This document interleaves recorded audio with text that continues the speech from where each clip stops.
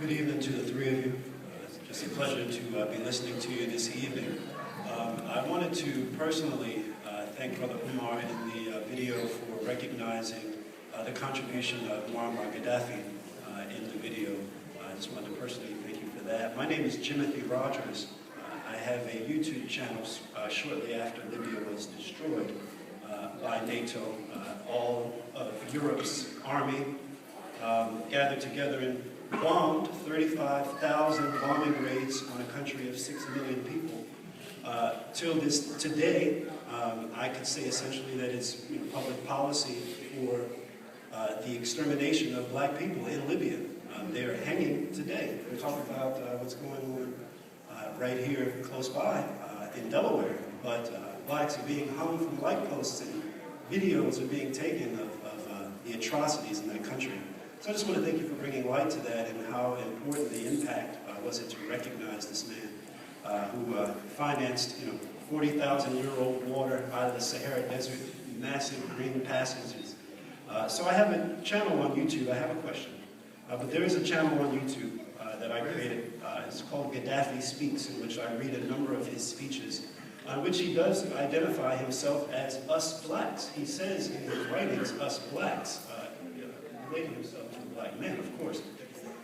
So the question is, once we begin to organize ourselves in this efficient way, this is for all three of us, and what we know from the past is that there is a resistance, especially, like I was saying in the movie, we can march and we can do all these other things, and that might be less effective, but when we take a financial organization, there will be some resistance to that. So my question, in lieu of what's been kind of in the media right now, is, we don't want to put any negative, we don't want to promote any violence or anything like that, but I'd like to know what, as scholars, what your thoughts are on Africans being able to maintain Second Amendment rights and the possibility of being able to protect a construct that we organize from now into the near future.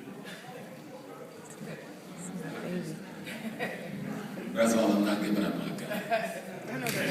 Hey, right. When the Amistad give up their weapons, I will give up mine. One of the mistakes Brother Gaddafi did, he gave up his weapons. And once they had disarmed him, they went in for the kill. That's the brother I love dearly. And when Libya was invaded that morning, I was on the radio, and they're coming from D.C. for the next 5 hours. I'm trying to make the case that you make. And when I went to Mecca in 1975, I was sponsored by Libya. So I have a long-standing relationship. It was an African nation. Brother Gaddafi was doing a lot of things. The development bank, which Umar could comment more on, putting up the 2 satellites so we didn't have to run our cell phones through Europe, pushing the efforts to create a United States of Africa, which 27 or 37 states had already agreed we're going to make that move, and the others would just have to catch up. That's why they had to move in and kill him so quickly. The whole thing in Tunisia and Egypt really wasn't about Tunisia and Egypt. It was about the hit on Muammar Ghaddafi. Okay? They just got some residual in those two. But Tunisia and Egypt was a setup to murder Gaddafi. Here's a man where education was free in the country.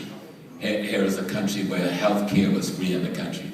Here's a country where every adult had a home, had a car, and you could study abroad and your education would still be paid for. None of the charges they brought against this man was true. But this is the same war that we are in. But it's about, we got to make this thing simple and not complex.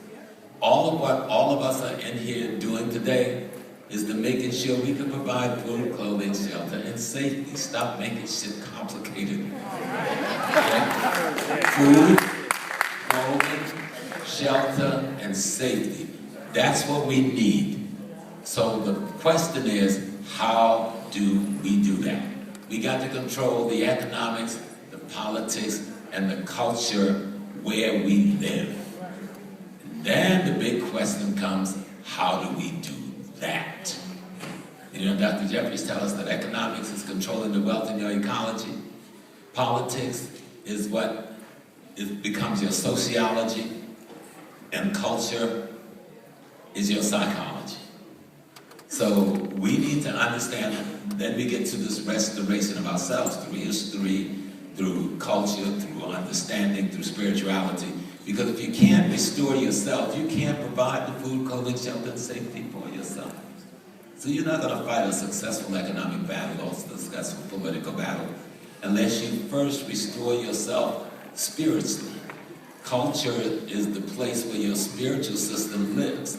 Culture should, as Marimba say, protect the people from genocide, because culture is the institution that carries on, as Asa said, intergenerational transmission of the wisdom that will allow you to know how to provide the food, clothing, shelter, safety, and security for yourself.